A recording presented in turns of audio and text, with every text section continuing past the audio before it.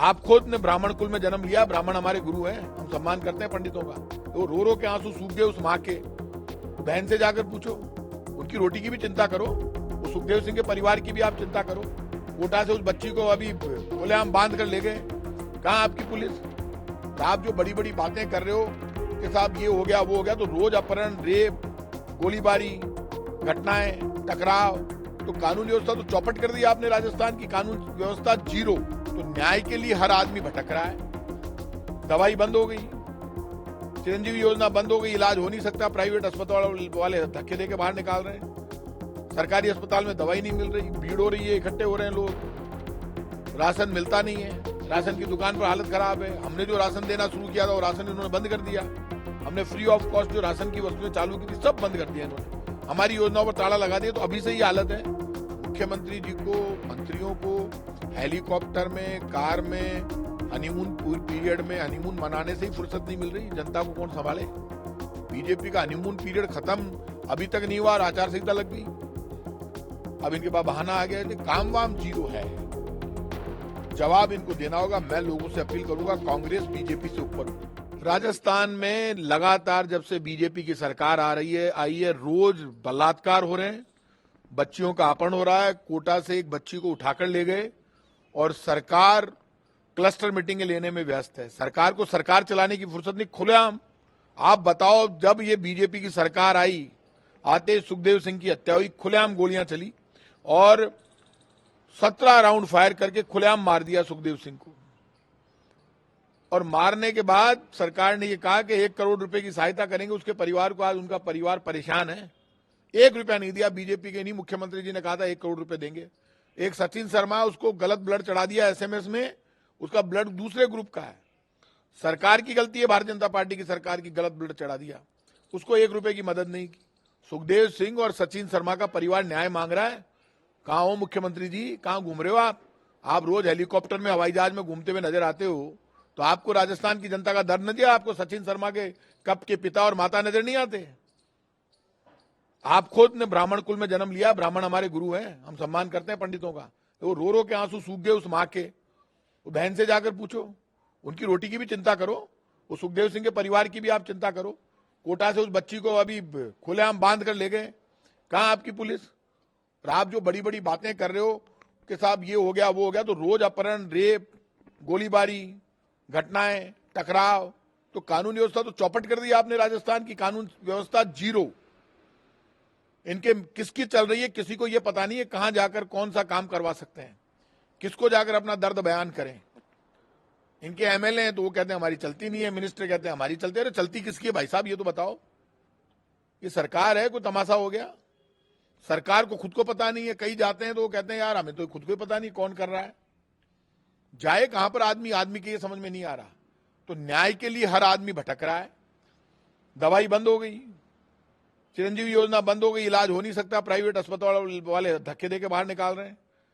सरकारी अस्पताल में दवाई नहीं मिल रही, भीड़ हो रही है, इकट्ठे हो रहे हैं लोग, राशन मिलता नहीं है, राशन की दुकान पर हालत खराब है। हमने जो राशन देना शुरू किया था वो राशन इन्होंने बंद कर दिया। हमने फ्री ऑफ कॉस्ट जो राशन की वस्तुएं चालू की थी सब बंद कर दिया इन्होंने, हमारी योजनाओं पर ताला लगा दिया। तो अभी से ये हालत है। राजस्थान में ये कहा था इन्होंने कि प्रधानमंत्री जी खुद आए, प्रधानमंत्री नरेंद्र मोदी जी हमारे भी प्रधानमंत्री है क्या, बीजेपी के अकेले के हैं क्या? हमारे प्रधानमंत्री की बात खराब कर दिया आपने। प्रधानमंत्री जी ने यहां भाषण दिया विधानसभा चुनाव के जस्ट पहले और ये कहा कि ये मेरी गारंटी है, राजस्थान की मेरी सरकार बनते ही 10 दिन के अंदर अंदर राजस्थान में पेट्रोल डीजल पर उतना ही टैक्स लगेगा, वेट लगेगा जितना पास के पड़ोसी बीजेपी के राज्यों में है। तो आप हरियाणा में जितना टैक्स है उतना लगाओ, तब 13 रुपए कम होने चाहिए। आपने 2 रुपए कम करके बात खत्म कर दी। तो मुख्यमंत्री जी तो प्रधानमंत्री की नहीं मान रहे। क्यों नहीं किया पेट्रोल डीजल सस्ता राजस्थान में? ये जो हालात क्रिएट हो गए उसमें साफ बात है, मुख्यमंत्री जी को, मंत्रियों को हेलीकॉप्टर में, कार में, हनीमून पीरियड में हनीमून मनाने से ही फुर्सत नहीं मिल रही। जनता को कौन संभाले? बीजेपी का हनीमून पीरियड खत्म अभी तक नहीं हुआ और आचार संहिता लग गई। अब इनके पास बहाना आ गया, काम वाम जीरो है। जवाब इनको देना होगा। मैं लोगों से अपील करूंगा, कांग्रेस बीजेपी से ऊपर उठो, दोनों पार्टियों के काम को देखो। देखो राजस्थान में कांग्रेस की सरकार में जो काम हुआ था, कांग्रेस की गहलोत सरकार की गारंटियां पूरी हुई, हमने काम करके दिखाया। तो दोनों सरकारों को देखो, तोलो परखो देखो। राजस्थान में यदि 12-13 सीट कांग्रेस की आती है तो बीजेपी को सबक मिलेगा, ये सुधरेंगे, नहीं तो सारी जितनी भी और भी योजनाएं वो सब बंद हो जाएगी। हमने जो कहा वो करके दिखाया, और बीजेपी ने जो कहा उसमें से कुछ भी नहीं किया, जीरो है। एक बार सब लोकसभा की टिकटें अभी तक मतलब मिली बीजेपी के आने दो ना। जयपुर मैं कह रहा हूं ना, जयपुर शहर और जयपुर ग्रामीण के लिए मैंने खुद ने अध्यक्ष डोटासरा जी से और रंधावा साहब से रिक्वेस्ट की, उनसे कहा कि बीजेपी के टिकट भी तो आने दो, पहले आने दीजिए ना, बीजेपी तो करे। आप भी चुनावी मैदान मैं चुनाव नहीं लड़ना चाहता, किसी नए आदमी को चुनाव लड़ाया जाए, मैंने मना किया है। बाकी जो भी पार्टी फैसला करती है वो सबको मंजूर होता है।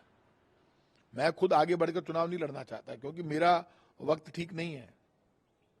जब टाइम साथ दे तब आदमी को मैदान में आना चाहिए। मेरे साथ जो भी स्थिति हुई है, उस स्थिति में जैसा भी मैं हूं, जितनी भी ताकत मेरी बची, उस ताकत को इकट्ठा करके मैं लोगों के लिए सड़कों पर लड़ूंगा। और जहां तक टिकटों का सवाल है, मैंने दोनों से रिक्वेस्ट की, एक बार बीजेपी के टिकट आने दो। बीजेपी तो खुद डरी हुई है। आप मुझे बताइए, धर्म और आस्था की आड़ में जो बीजेपी इलेक्ट्रोल बॉन्ड घोटाले को दबाना चाहती है, जो अपनी असफलताओं को दबाना चाहती है, जो जुल्म को, अन्याय को, धोखे को दबाना चाहती है, जो भ्रष्टाचार को दबाना चाहती है, वो बीजेपी आज भी धर्म और आस्था को उठाकर ये नहीं बोलती कि पेट्रोल डीजल सस्ता कब होगा, महंगाई, गरीबी, बेरोजगारी, भ्रष्टाचार, भुखमरी को दूर कब आप करोगे, उस पर बीजेपी बात नहीं करती। 2 करोड़ लोगों के रोजगार पर बात नहीं करती। जो आपने 10 वर्ष पहले वादे किए थे उन पर बात नहीं करती। नोटबंदी के बाद आपने कहा था देश में इतने हालात सुधर जाएंगे, उस पर बात नहीं करती। रुपया पिट गया डॉलर के मुकाबले, उस पर बात नहीं करती। बीजेपी बात करिए मुफ्त राशन तो हमारा लाया हुआ है। ये खाद्य सुरक्षा गारंटी कानून 80 करोड़ लोगों को जो फ्री गेहूं मिल रहा है तो कांग्रेस की योजना है। राइट टू वर्क नरेगा हमारा लागू किया हुआ है। राइट टू एजुकेशन, शिक्षा की अनिवार्यता का कानून हमारा है, जिसमें 25% बच्चे स्कूलों में फ्री पढ़ते हैं। राइट टू इन्फॉर्मेशन, सूचना का अधिकार हमारा लागू किया हुआ है। आपने किया क्या है? आप तो एक काम कर रहे हो कि जो राहुल गांधी कभी भी बोलता है तो कह रहे हो कि शक्ति के विरोधी कहां से होंगे। इंदिरा गांधी कौन है? इंदिरा गांधी तो शक्ति का प्रतीक है। उन्होंने तो पाकिस्तान के टुकड़े करके बांग्लादेश बनाया। उन्हीं इंदिरा गांधी जी के सामने आप चुनौती खड़े, उनके घर में मां है शक्ति के रूप में, बहन जिसके घर में शक्ति के रूप में है, वो कह रहे हैं अधर्म की शक्ति, असत्य की शक्ति, भ्रष्टाचार की शक्ति, इन शक्तियों के खिलाफ मैं लड़ना चाहता हूं। तो आपने उसको कहां घुमाया? ये जो हालात है ये मान लेना, बीजेपी चाहे कुछ भी कर ले, बीजेपी डरी हुई है, घबराई हुई है। लेकिन एक बात तय हो गई, अब विचारधारा की लड़ाई खत्म हो गई है दोनों पार्टियों में। अब सत्ता की लड़ाई शुरू हो गई। पार्टी विद डिफरेंस की बात जो भी पार्टियां करती थी वो सब सिस्टम खत्म हो गया। कहां है ज्ञान चरित्र एकता की बात करने वाली बीजेपी? अब कोई बीजेपी में जाता है तो उनकी वॉशिंग मशीन में धुल के आता है तो ईडी, सीबीआई, इनकम टैक्स और सारी एजेंसियों से वो बरी हो जाता है। क्या वॉशिंग मशीन बनाई है बीजेपी ने? बीजेपी की वॉशिंग मशीन में घुसो और 15 मिनट में बाहर निकल कर आओ, ऑटोमेटिक मशीन है। उसके बाद ना तो ईडी रहेगी, ना इनकम टैक्स रहेगी, ना सीबीआई रहेगी, क्योंकि आप बिल्कुल फ्रेश होकर बाहर निकलोगे और फ्रेश माल के रूप में, बीजेपी के माल के रूप में बिकोगे।